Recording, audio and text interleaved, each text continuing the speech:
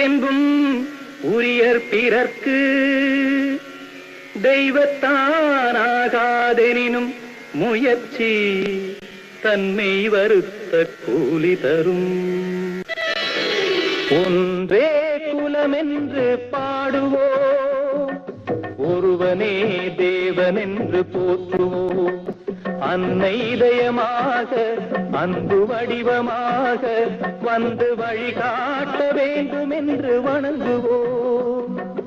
ஒன்றே குலமென்று பாடுவோம், ஒருவனே தேவனென்று போற்றுவோம். அன்னை இதயமாக அன்பு வடிவமாக வந்து வழிகாட்ட வேண்டும் என்று வணங்குவோம்.